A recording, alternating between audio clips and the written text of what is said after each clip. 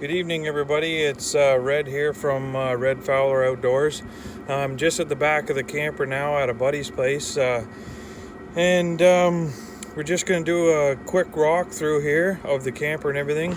I got the porch lights on right now behind me, the brighter ones of the set, and then in the corners you can see I have those pot lights. I actually finished putting them down the side as well. So that's what it looks like just down the side. And if you can hear, I got the diesel heater running right now. So if you can hear the exhaust, that's the extent of it on high right now, just until the temperature comes up in the inside. And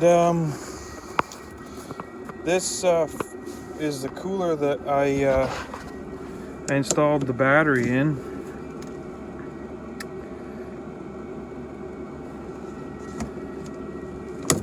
It's getting a little bit of rust on it. I'm gonna have to put some oil on it or something just to keep it from rusting, because that was actually a vintage. It's 1950, 58, I think, 59. Somebody said it was close to that. So the diesel heater is inside here. I've just got a couple trim pieces sitting in there now for the insides of the door, but that's where I mounted the tank and everything. Down underneath, if you can see, that's where I mounted my fuel pump. And a lot of guys were having troubles with the ticking noise on the diesel pump, and I've got mine like whisper quiet, you can't even hear it. So that's pretty good. I'm happy with that. The wiring that you see right here is what runs my clearance lights. I'll just put those on right now just to show everybody quickly in the truck here. So that's it with the clearance lights on.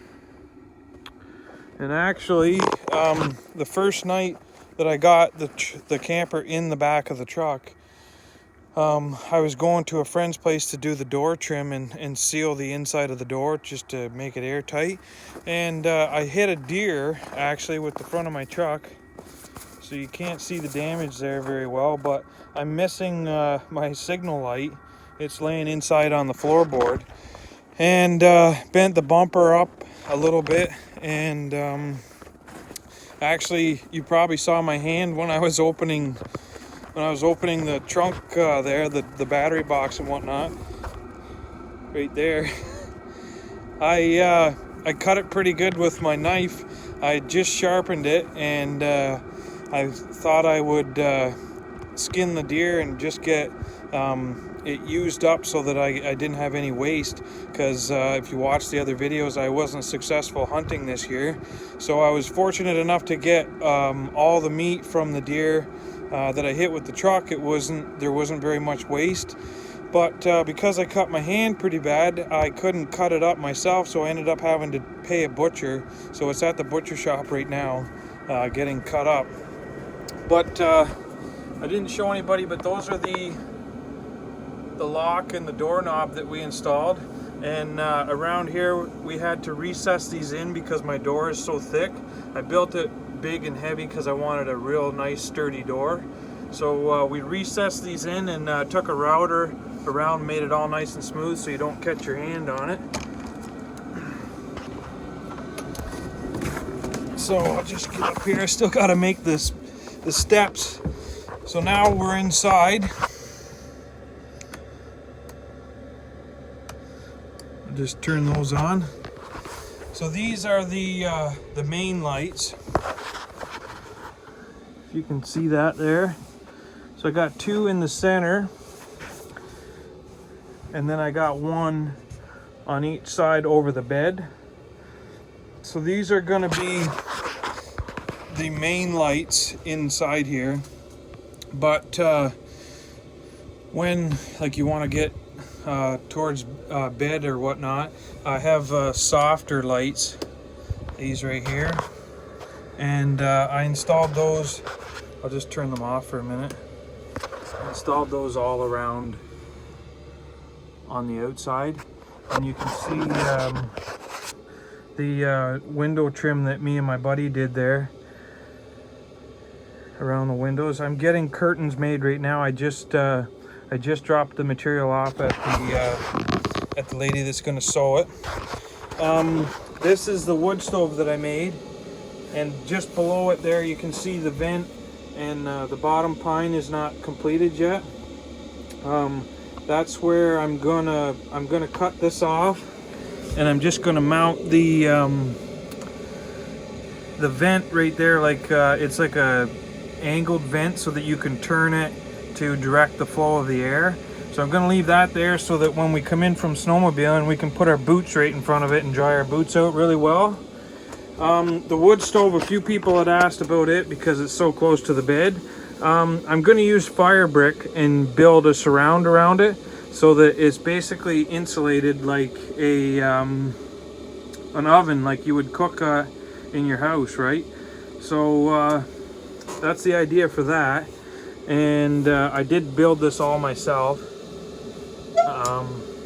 That's the little door there. It seals really nice and tight, and down here is the draft for it. I should touch on the chimney is just gonna go right up straight through the roof, and I haven't cut a hole here yet because I'm just waiting on my the roof cap piece. It's like a silicone boot that's high temperature, so I need to know the right size and where it's going to sit before I cut a hole in my roof, and I don't have it yet, so there's no point in cutting a hole in my roof. Then over here you can see up top, I just got this off Amazon. It's a little digital clock, and it's got the inside and outside temperature as well as my battery. It does fluctuate a little bit different from this, but it's pretty accurate. Then I never touched on it before, but my fuse panel is inside that little cubby hole there, and down below that is the diesel heater.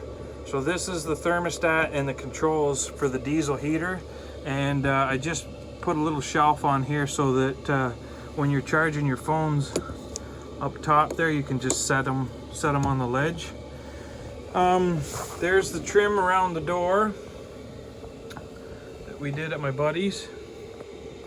Over in this corner here, I plan on having another little shelf, and we're just going to use like a propane hot plate just to cook in the meantime while we're waiting for the wood stove. But the wood stove will be more or less the main thing that we use for cooking. Down here between the beds, I still have a wire run, so that is going to be a nice little cabinet. I'm hoping to have 2 drawers on it, and then I have another little USB outlet so that if you wanted to have your phone beside the bed instead of back here on the wall, you can charge it there. Not sure what else we were going to touch on, but that's pretty much it, and it's really close to being done. I just got to wait for my hand to heal back up a little bit more, and then I can finish the rest of it. But that's pretty much it, folks. You can look around here, and I'm 5'10", 5'9", and if I take my hat off there, you can see I've got roughly about 2 inches, give or take, from top of my head to the ceiling. So I did make it like fairly tall, so as I want to be able to stand up in here and put your skidoo stuff on, your gear and everything like that. I got some hangers that I'm going to hang around the outsides, probably like over here. One guy can have his coat and stuff up there, and then in that corner hang another coat just so we can dry. The vent from the heater blows pretty good across the floor too, so if we had to lay stuff on the floor, we could. There's lots of floor room for that. And the floor is insulated with 2-inch R10 foam board, so that's underneath the plywood. I did weigh the truck tonight, and we're just sitting right around 1,400 pounds for the camper, so I thought I'd touch on that.